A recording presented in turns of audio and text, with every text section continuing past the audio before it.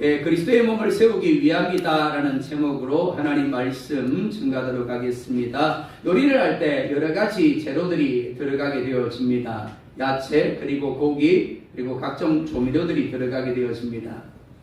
설탕이 들어가고 소금이 들어가고 간장이 들어갑니다. 그리고 참기름과 고춧가루와 맛술 등 수많은 재료들이 함께 하게 되어집니다. 이 재료들은 전혀 다른 맛을 가지고 있습니다. 다른 성질들을 가지고 있습니다. 여러분이 잘 알고 있는 것처럼 소금은 짭니다. 그리고 설탕은 달죠.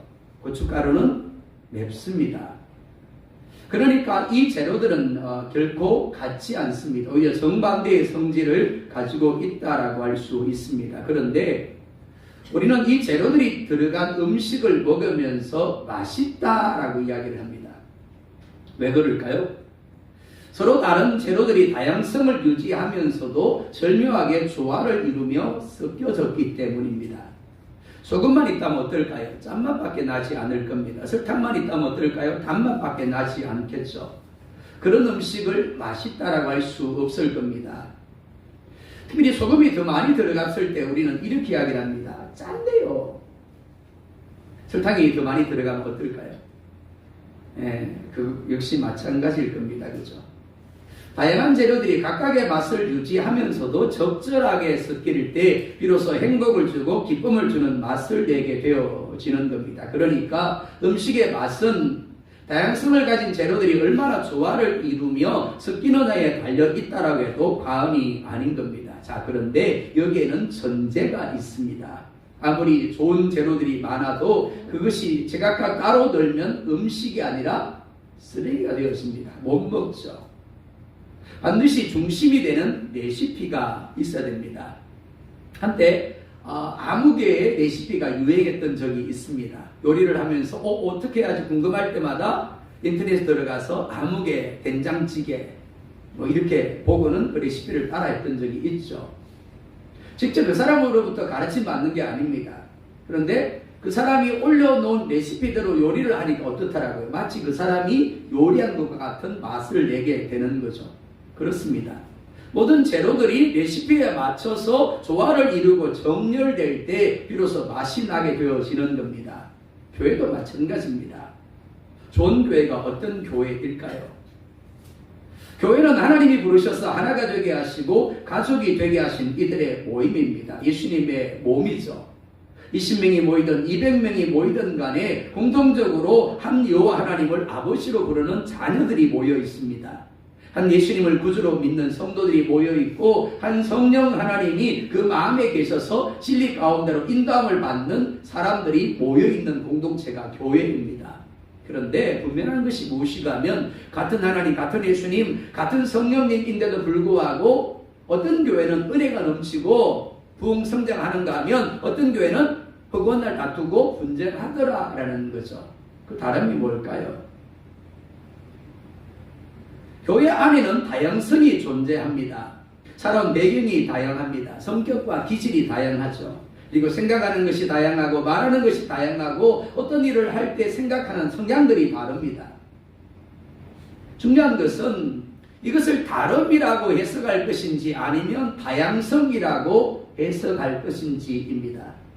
다름이 되어버리면 필연적으로 그 교회 가운데 하나 되면 끼어질 수밖에 없습니다. 만날 모일 때마다 어떤 일을 하려고 할 때마다 어떻게 해요? 다투고 분쟁할 수밖에 없는 거죠. 왜냐하면 나는 옳고 너는 틀렸다가 되기 때문입니다. 20명이면 20명이 각각의 소리를 냅니다. 40명이면 40명이 각각의 소리를 내는 겁니다. 그리고는 다투는 거죠. 분쟁하는 겁니다. 사공이 많으면 어디로 간다고요? 그렇죠. 산으로 가죠. 배가 강으로 가야 되는데 바다로 가야 되는데 사공이 많으면 산으로 갑니다.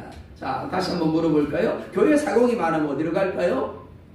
천국으로 가야 되는데 지옥으로 가는 겁니다. 하나님이 가게 하시는 길로 가야 되는데 사단이 가게 하는 길로 가는 겁니다.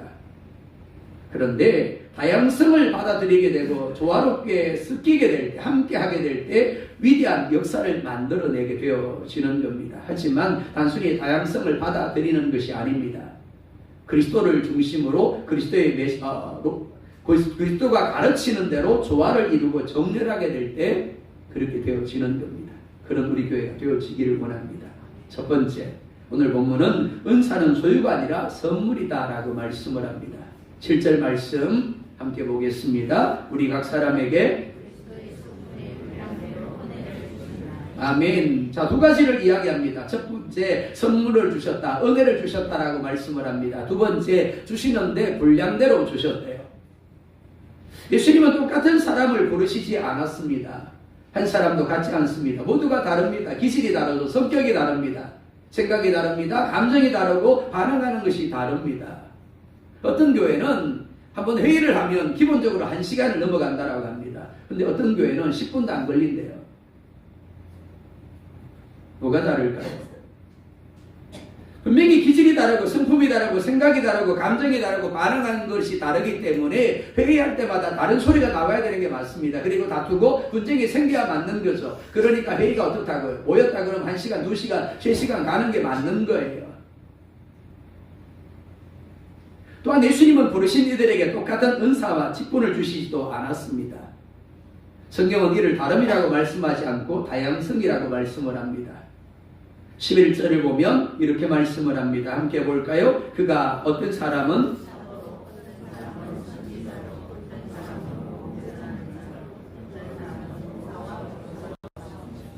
하나님은 모두를 사도로 부르셨다라고 말씀하지 않습니다. 모두가 목사가 그리고 모두가 장로가 모두가 권사가 되어야 한다라고 말씀하지 않습니다.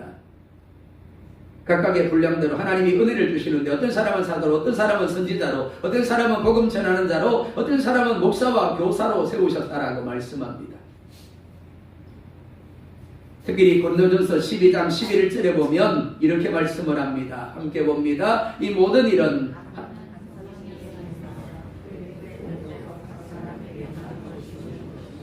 뭐라고 말씀합니까? 그의 뜻대로 각 사람에게 나누어 주시는 것이니라. 한번 물어볼까요? 제가 아포교회 목사 된 게 우연히 되어진 거죠? 어쩌다 보니까 되어진 거죠? 저로 말미암아 되어진 거죠? 여러분들로 말미암아 되어진 겁니까? 하나님으로 말미암아 되어진 겁니다. 그렇죠? 예, 여러분들이 정말 많이 기도하신 줄 압니다. 예, 제가 아포교회 할 줄 누가 알았겠어요? 코로나가 있었고요. 코로나 때문에 사역을 할 수가 없었습니다. 저희가 있던 에콰도르는 더 심했어요. 외출을 하는 것도 한번 마트 가는 것, 더군다나 승용차를 몰고 갈 때 한 사람만 갈 수 있었어요. 일주일에 한 번 한 사람이 갈 수 있었습니다. 그러니까 외출 자체가 막혀버렸습니다. 그런 상황 가운데 무슨 사역을 할 수 있겠습니까? 할 수 있는 거는 그냥 동영상 촬영하는 거예요. 설교 준비해가지고. 그거밖에 없었어요. 근데 그게 1년이 아니라 계속해서 반복이 되어지니까 정말 지치는 겁니다. 너무 힘드는 거죠. 제가 에콰도르에 있어야 될 이유를 찾지를 못했습니다. 하나님 앞에 기도를 시작을 했어요. 근데 아포교회가 2년 내리 광고가 나왔어요. 네, 첫 번째 광고가 나왔는데 했는데 방법이 없었어요. 왜? 지원서를 우편으로만 받는데 근데 우편이 막혀 있었어요. 저희들 그 코로나 때문에 지원할 수가 없죠. 포기했습니다. 그 다음에 옷도 공감을 나왔어요. 우리 장님들 잘 아실 겁니다. 똑같은 광고가 나왔는데 뭐가 붙여져 있으냐면 메일로 접수가 가능하답니다. 그래서 메일로 접수했죠.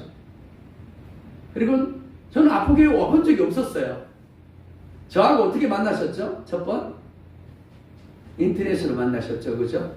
줌을 통해서 저는 에콰도르에서 강단에 서가지고 말씀을 전하고 여러분들 영상을 보면서 저하고 대화를 나누셨어요. 예배 드리고 안녕하세요 그러고 손 흔들고 그러셨을 겁니다. 수요예배 때. 그죠? 저로 말미암은 게 아닙니다. 여러분들로 말미암은 것도 아니고 하나님으로 말미암은 거죠. 이렇게 말씀합니다. 그의 뜻대로. 여러분들이 아포교회에 장로님 되고 권사님 되고 아주집사님 되고 집사님 되고 성도 된 것이 우연 어쩌다 보니까 아닙니다. 하나님의 뜻대로입니다. 그리고 이렇게 말씀하죠. 나누어 주시는 것입니다. 그렇습니다. 오늘 우리의 우리됨이 사도 바울의 고백처럼 하나님의 은혜요 하나님의 선물임을 믿으시기 바랍니다. 우리가 가진 모든 것들이 하나님으로부터 주어진 선물인 겁니다. 생명이 그러합니다. 건강이 그러하고 지혜가 그러하고 무엇인가를 할 수 있는 능력이 그러하고 물질이 그러합니다. 우리에게 가운데 주어진 은사들이 그러합니다. 직분들이 그러한 겁니다. 그 어떤 것도 하나님으로부터 나오지 않은 것이 하나도 없는 겁니다. 이를 인정하는 것이 믿음입니다. 그래서 고린도전서 4장 7절에 보면 이렇게 말씀을 합니다. 함께 봅니다. 누가 너를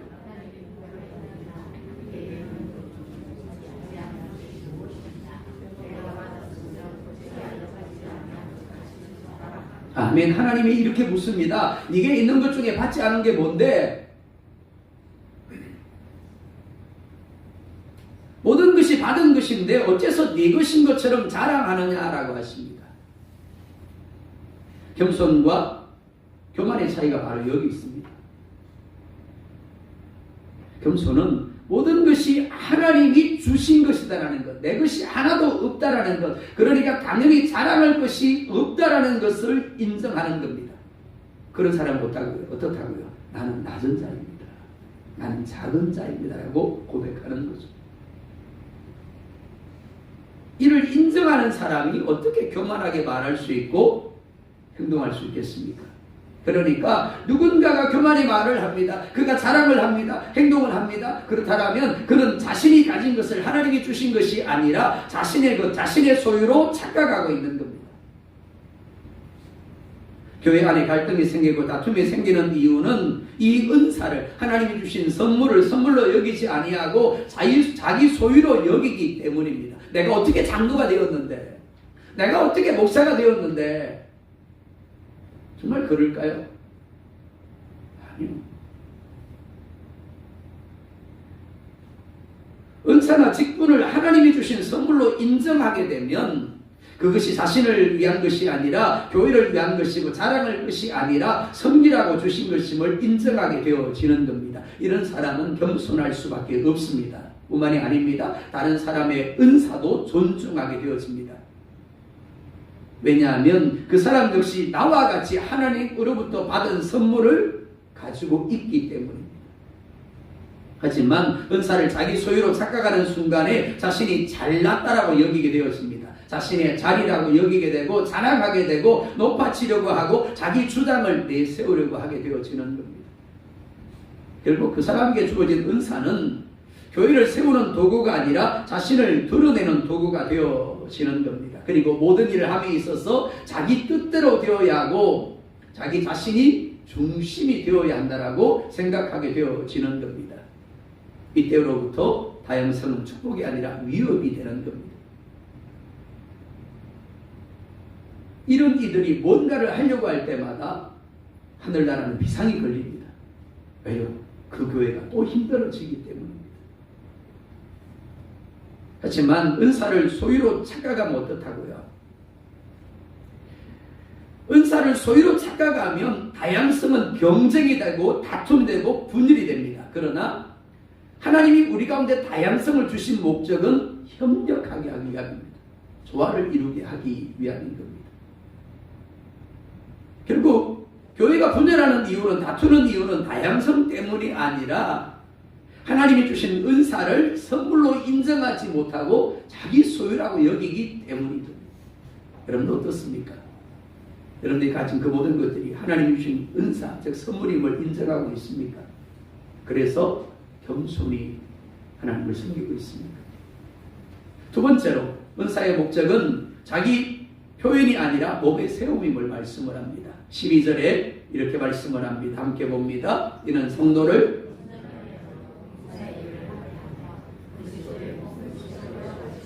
아멘. 하나님이 은사를 주신 목적이 뭐라고요? 하나님이 목사를 세우시고 장로와 각 직분자를 세우시고 각각 은사를 주신 목적이 뭐라고요? 첫 번째 이렇게 말씀을 합니다. 성도를 온전하게 하여, 즉 서로가 서로를 섬기며 부족함을 채워줌으로 온전하게 하는 것이 하나님이 우리 가운데 주신 선물의 첫 번째 목적이라는 겁니다.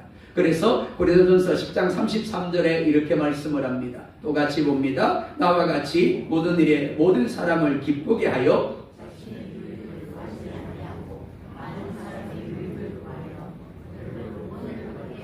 아멘. 이렇게 말씀을 합니다. 첫째, 나처럼 모든 일에 모든 사람을 기쁘게 해라. 둘째, 자신의 유익을 구하지 아니하고 많은 사람의 유익을 구해라. 셋째, 그래서 그들로 하여금 구원을 받게 해라. 우리 몸에 한 곳에 병이 생기면 그것만 아프지 않습니다. 온몸이 아파요. 그러다 보니까 그 아픈 것을 치유하기 위해서, 건강하게 하기 위해서 몸의 온 부분들이 그 아픈 곳에 집중하게 되어집니다. 그게 정상인 겁니다. 왜 그렇습니까? 같은 몸이기 때문입니다. 교회도 마찬가지입니다. 고린도전서 12장을 보면 갖가지 은사들이 나옵니다. 그 많은 은사들 중에서 우리 자신의 유익을 위하여 하나님이 주시는 은사는 단 한 가지뿐입니다. 뭘까요? 방언의 은사. 방언의 은사는 나 자신의 유익을 위하여 하나님이 주신 겁니다. 즉 방언의 기도를 통하여 하나님과 더 깊은 만남을 누리도록 우리 가운데 방언의 은사를 주시는 겁니다. 하지만 나머지 은사들은 다릅니다.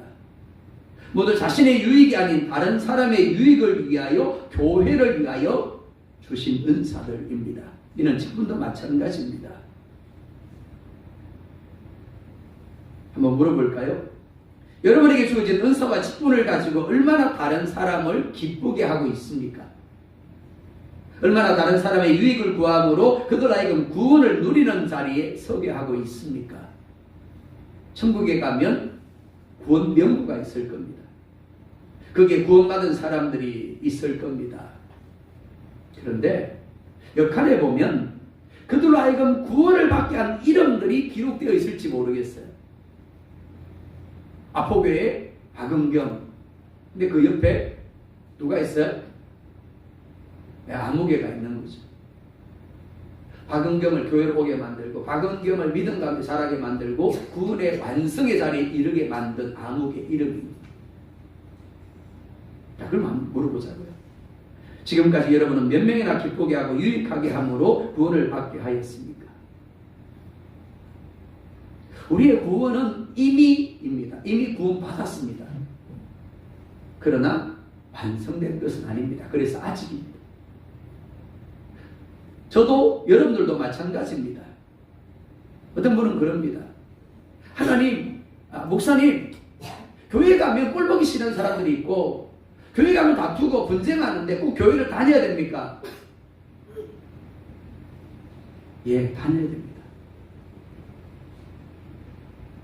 하나님이 우리를 홀로 내버려 두시 아니하시고 교회를 이루게 하신 이유가 여기에 있기 때문에 그렇습니다.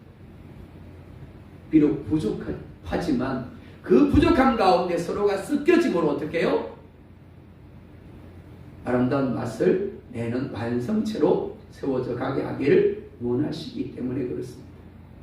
함께 서로를 유익하게 함으로 구원이 완성되는 자리로 나아가게 하고 마침내 구원을 얻게 하기 위함인 겁니다. 이는 직분도 은사도 마찬가지입니다. 우리가 읽었던 12절 다시 한번 봅니다. 시작. 이는 성도를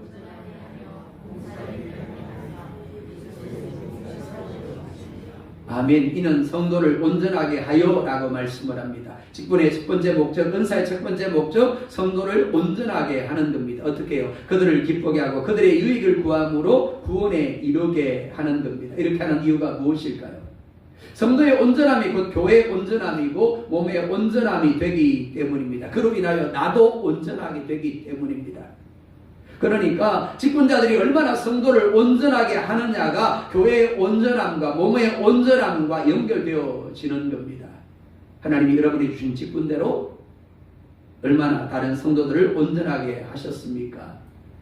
하나님, 내가 그 장로님 때문에요. 내가 그 권사님 때문에요. 그 집사님 때문에 구원을 받았습니다. 내가 넘어질 뻔했는데 그 장로님이 나를 붙들어 주셨어요. 그 구역장님이 나를 붙들어 주셨어요. 내가 쓰러져서 일어날 생각을 하지 못할 때 그 권사님 오셔서 눈물로 기도하시며 저를 일으켜 주셨어요. 그분이 없었다라면 저는 이 자리에 없었을 겁니다.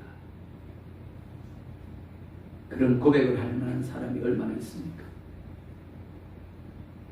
얼마나 우리 교회가 건강한지, 우리 교회가 얼마나 하나님이 기뻐하는 교회인지는 여러분들이 얼마나 직분을 주신 하나님의 뜻대로 성도를 온전하게 하였는가에 달려 있습니다.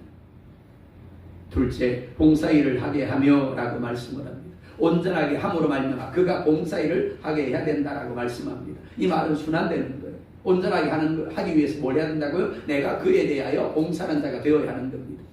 그로 인하여 그가 또 온전하게 되어서 또 다른 봉사자가 되어야 하는 겁니다. 그 봉사가 뭔데요? 봉사는 원문을 보면 봉사 섬김이라는 의미를 가지고 있습니다. 즉 섬기는 자를 봉사라고 하는 겁니다. 참 좋은 교회는 봉사자, 즉 섬기는 이들이 많은 교회입니다. 섬기는 것이 무엇일까요? 고급 식당에 가면 종업원이 와가지고 쪼그려 앉아서 주문을 받습니다. 얼마나 불편할까요? 얼마나 힘이 들까요? 그런데 본인이 서서 주문을 받으면 편합니다. 그러면 어떻습니까? 손님은 쳐다보고 고개를 쳐들고는 바라봐야 되는 겁니다.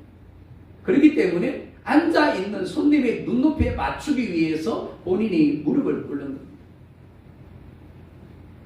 그리고 손님의 표정을 살피고 손님의 말에 집중합니다. 그리고 손님이 식사를 할 때에도 혹 뭔가 필요할 것이 있을까 주변에서 대기하면서 언제라도 손님이 부르면 나아가서 손님의 필요를 채워주려고 집중합니다. 이것이 섬김입니다.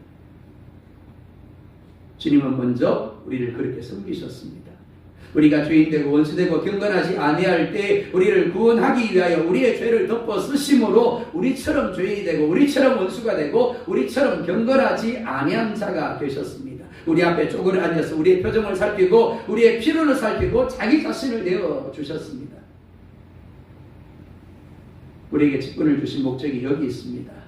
다른 성도들을 그렇게 섬기는 자가 되게 하라는 겁니다.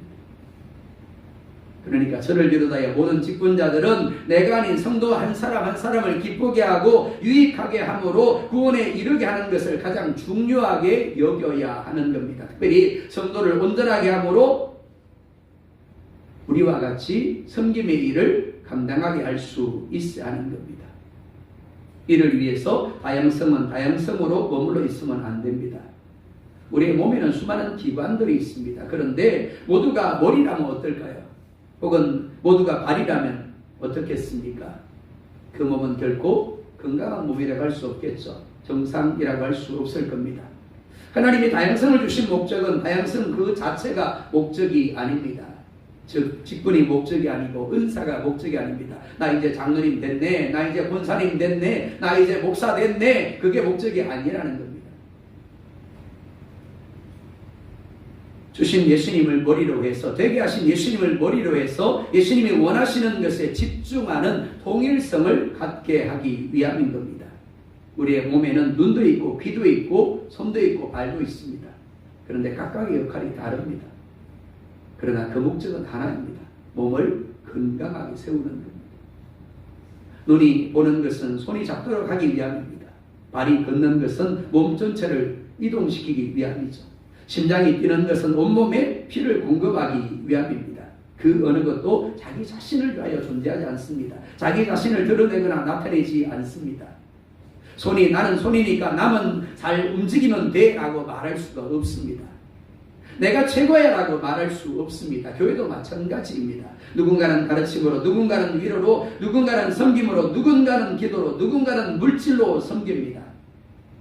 누가 최고라고 말할 수 없고 나만 잘하면 된다라고 할 수 없습니다. 모든 이들이 서로를 위하여 존재합니다. 모든 이들이 머리에 지시를 받으며 조화를 이룹니다. 그로 말미암아 건강한 교회가 되어지는 거죠. 자, 모세를 한번 예를 들어볼까요? 모세가 산에 올라가서 아말렉과 싸우는 이스라엘을 위하여 손을 들고 기도를 합니다. 근데 모세도 사람인지라 오래 팔을 들고 있다 보니까 어떻다고요? 팔이 내려오는 거죠. 나이 드신 분들은 학창시절에 손 들고 아마 벌을 써보셨을 겁니다. 가끔 설교하다 보면 의아할 때가 있어요. 저는 분명히 손을 들고 벌을 써본 적이 있습니다. 근데 여러분들 표정을 보면 난 안 그랬는데 그런 표정들입니다. 자, 뒤에 가서 손 들고 서 있어. 근데 어떻다고요? 내 마음은 팔을 계속 들고 서 있고 싶은데 팔이 나도 모르게 내려온다라는 거죠. 아프니까. 모세도 그랬다라는 겁니다. 마음으로는 계속해서 들고 있고 싶은데, 그래서 이스라엘로 하여금 이기게 하고 싶은데 시간이 흐르면서 자기도 모르게 팔이 내려오더라는 거죠. 아프니까. 아론과 이 어떻게 합니까? 모세를 바위에 앉힙니다. 그리고는 자신들이 모세 발을 들어 올려줍니다. 이스라엘이 이겼습니다. 누구로 말미암아요? 모세와 아론과 훌로 말미암아요. 아론과 훌이 그 자리에 없었다면 어떨까요? 모세 혼자 발을 들어 올려야 했다면 어떨까요? 이스라엘은 패배할 수밖에 없었을 겁니다. 목사가 아무리 잘해도 장로님들이 없다면 어떨까요? 안수 집사님이 안 계시고 권사님이 안 계시고 집사님이 없다면 어떨까요? 우리 찬양팀을 한번 생각해 볼까요? 우리 미정 집사님이나 우리 민재나 은경이가 없이 저 혼자 찬양을 해야 된다면 어떨까요? 예배를 드리는데 우리 준호가 ፒ피트를 담당해 주지 않는다면 어떨까요? 힘들겠죠. 불편할 수밖에 없을 겁니다. 우리 모두는 각각의 다양성을 가지고 있습니다. 그런데 그 다양성을 가지고 어떻게 해요? 예수님이 지시하는 대로 예수님의 레시피를 따라서 각각의 역할들을 감당하며 조화를 이룰 때 함께하게 될 때 어떻다라고요? 아름다운 예배가 하나님 앞에 드려지고 건강한 교회가 하나님 앞에 세워지게 되는 겁니다. 누가 최고라고 말할 수 없습니다. 나만 잘하면 된다가 아닙니다. 모두가 함께 어우러지는 거죠. 모두가 함께 서로의 부족함을 채워줌으로 조화를 이루는 겁니다. 이를 통해서 더 성도를 온전하게 하고 봉사의 일을 하게 하며 마침내 그리스도의 몸된 교회를 건강하게 세우는 겁니다. 세 번째, 다양성이 하나됨이 되는 유일한 비결은 자기 비움임을 말씀을 합니다. 지금까지 우리는 하나님이 교회 안에 다양한 은사를 주신 이유가 무엇인가를 함께 살폈습니다. 그리고 그 은사의 목적이 자기를 나타냄이 아니라 자기 표현이 아니라 몸된 교회를 건강하게 하는 것임을 함께 살폈습니다. 자, 그러면 정말 중요한 질문입니다. 어떻게 하면 서로 다른 사람들이 분열이 아니라 다툼이 아니라 분쟁이 아니라 하나가 될 수 있는가 하는 겁니다. 우리는 아픈 시간들을 지나왔습니다. 하나님이 주신 다양성을 다양성으로 어우러지지 못하고 조화를 이루지 못함으로 말미암아 분열의 아픔을 겪었습니다.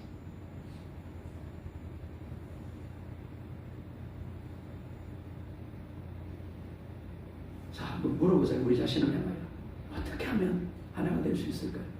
어떻게 하면 서로 조화를 이룰 수 있을까요?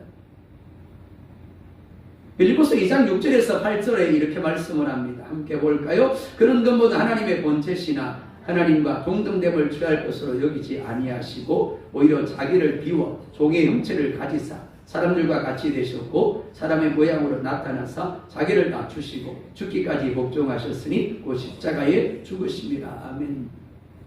예수님은 하나님이십니다. 하나님과 동등한 분입니다. 그렇기 때문에 얼마든지 하나님의 권리를 주장할 수 있습니다. 그런데 예수님은 하나님의 권리를 주장하지 않으셨습니다. 우리의 종의 형체, 사람의 모양이 되셨습니다. 낮아지셨습니다. 어느 정도로요? 로마 시대 때 가장 극악한 죄인들이 달리던 곳이 십자가형이었습니다. 가장 악한 죄인들이 못 박히는 곳이 십자가였습니다. 하나님이 가장 악한 죄인이 되셨습니다. 땀을 맞았습니다. 침뱉음을 당했습니다. 조롱을 당했습니다. 채찍에 맞았죠. 그런데도 예수님은 아무 말씀하지 않으셨어요. 이렇게 말씀을 합니다. 자기를 비워. 그리고 자기를 낮추시고 죽기까지 복종하셨으니 그 십자가에 죽으십니다. 우리가 기억해야 될 사실입니다. 교회 하나됨은 은사가 잘 맞는다거나 혹은 성격이 비슷하다거나 생각이 같아서 이루어지는 것이 결코 아닙니다. 교회 하나됨은 예수님처럼 자기를 비워서 자기를 낮추고 죽기까지 하나님께 복종할 때에만 비로소 가능한 겁니다. 목회를 하다 보면 어떤 분들은 이렇게 이야기를 합니다. 목사님, 저는 원래 이런 사람이니까 목사님이 성도들이 이해해 주셔야 됩니다. 또 이렇게 이야기를 합니다. 저는 이런 스타일이니까 받아주셔야 됩니다. 또 어떤 사람은 이렇게 이야기를 합니다. 나는 이 역할을 맡고 있으니까 내가 하는 말이 가장 중요한 겁니다. 내 뜻을 받아들여 주셔야 됩니다. 이렇게 각자가 자신의 자리와 자신의 역할과 기질을 주장하기 시작하면 어떻게 될까요? 다양성은 다양성이 아니라 다름이 될 수밖에 없습니다. 그리고 다투게 되는 거죠. 부부관계 가운데 정말 힘든 것이 무엇입니까?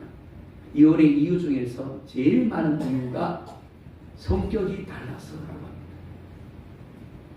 한번 물어볼까요? 결혼하려고 할 때는 성격이 같았나요? 아, 저 사람 나하고 성격이 같은 것 같아. 그래서 결혼을 한 거죠. 근데 살다 보니까 성격이 달라져 버렸어요. 그래서 판사님 이제 성격이 달라졌기 때문에 헤어져야 되겠습니다. 그런가요?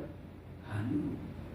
연애하는 시절에는 사랑이 미쳐가지고 자기를 비웠어요.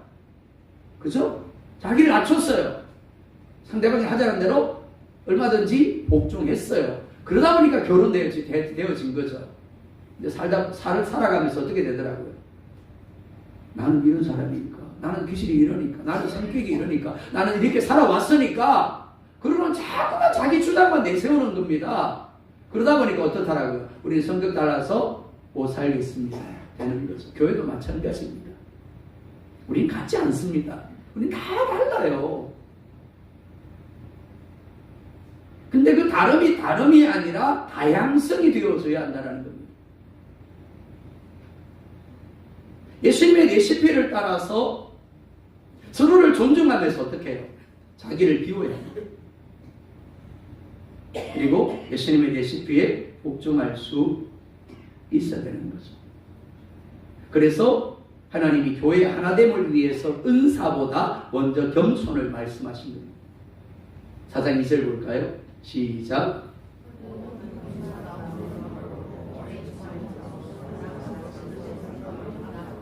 아멘.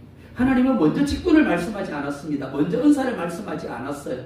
모든 겸손과 온유하고 오래 참으로 사랑 가운데 서로 용납해라. 그 다음에 하나님이 이런 은사를 주셨다, 이런 은혜를 선물로 주셨다라고 말씀하신 겁니다. 겸손이 바탕이 되지 아니하면, 온유가 바탕이 되지 아니하면, 오래 참음이 바탕이 되지 아니하면, 사랑 가운데 서로 용납함이 바탕이 되지 아니하면 그 모든 직분들이, 그 은혜들이 어떻게 된다고요? 다름이 된다라는 겁니다. 교회 내 문제를 일으키고 다툼을 일으키고 분쟁을 일으킨다라는 겁니다. 교회만 그런 거 아닙니다. 가정에서도 마찬가지예요. 일터에서도 마찬가지입니다. 사람과 관계에서도 마찬가지죠. 자, 여러분, 겸손이 뭡니까? 자기 자신이 낮은 자이고 자기 자신이 작은 자임을 인정하는 겁니다. 즉 내가 가진 모든 것이 하나님으로 말미암은 것임을 인정하는 겁니다. 그래서 얼마든지 자기의 생각, 자기 뜻, 자기 주장을 어떻게 해요? 내려놓고 비우는 겁니다. 그게 겸손이에요. 온유는 무엇일까요? 나의 기질, 나의 생각을 하나님께 길들이는 겁니다. 오래 참음이 무엇일까요? 다른 사람의 다름을 견뎌내는 거예요. 사람 가운데 서로 용납하는 것은 무엇일까요? 나의 기준으로 판단하지 않는 겁니다. 이 모든 것들의 공통점이 무엇입니까? 자기 비움입니다. 그렇기 때문에 교회 하나됨은 조직의 문제가 아니라 십자가의 문제라고 할 수 있습니다. 십자가는 예수님이 자신의 권리를 내려놓으신 사건입니다. 그리고 교회 하나됨은 그 십자가를 따르는 사람들에 의해서 유지가 되어지는 겁니다. 내가 옳다라는 것을 증명하려고 하기보다 공동체가 세워지는 것을 선택하는 것, 내가 인정받기보다 다른 사람이 온전하여지는 것을 선택하는 것, 내 방식이 관철되기보다 그리스도의 몸된 교회가 건강해지는 것을 선택하는 것, 그게 바로 십자가의 길입니다. 다양성이 하나됨이 되기 위해서는 반드시 십자가가 필요합니다. 즉 내가 예수님과 함께 십자가에 죽었음을 인정하지 아니하면 결코 우리는 하나님이 하나 되게 하신 것을 지킬 수가 없는 겁니다. 사랑하는 여러분, 하나님이 우리를 교회로 부르신 이유는 단지 함께 예배 드리라가 아닙니다. 혼자 신앙생활을 할 수 있음에도 불구하고 하나님이 우리를 교회 공동체로 부르셨습니다. 왜요? 서로를 통하여 구원의 완성을 이루게 하시기 위함입니다. 우리의 구원은 이미 이루어졌지만 아직 완성되지 않았습니다. 그래서 홀로 우리를 두지 아니하고 교회 안에 두신 겁니다. 나를 통하여 누군가를 온전하게 하고 또 누군가를 통하여 나를 온전해 주도록 하기 위함인 겁니다. 그래서 하나님이 우리 각 사람에게 그리스도의 선물의 분량대로 은사를 주시고 직분을 주신 겁니다. 시차례를 했습니다. 지차례 목사님, 장로님들이 정말 오랜만에 우리 교회를 방문을 했습니다. 그리고 돌아가시면서 식사를 하고 돌아가셨어요. 몇 분이 그런 이야기를 합니다. 목사님, 리모델링 하셨습니까? 왜요? 리모델링 안 했는데. 교회가 참 아늑하게 느껴집니다. 교회가 좀 따뜻하게 느껴집니다. 우리는 몇 년 동안 사실은 노예에 있어서 걱정거리였습니다. 근데 목사님, 장로님들이 그러는 겁니다. 참 따뜻하게 느껴집니다. 아늑하게 느껴집니다. 그래서 마치 리모델링 한 것 같다고. 장소 때문일까요? 아니요, 여러분들 때문에. 여러분들이 다양성을 가지고 예수님이라는 레시피를 따라서 자기를 비우고 복종함으로 하나님이 보시기에 좋았더라 교회를 만들기 위해서 여러분 자신을 내어주셨기 때문에 그렇게 느껴지는 거죠. 우리에게는 더 하나님 보시기 좋은 교회가 되어질 겁니다. 더 아름다운 교회가 되어질 겁니다. 그러기 위해서 지금보다 더 다양성 가운데 서로를 인정하십시다. 자기를 비우고 서로에게 복종하며 서로를 세워줘서 섬김으로 정말 우리 교회가 더 건강한 교회로 세워질 수 있기를 예수님의 이름으로 축복합니다.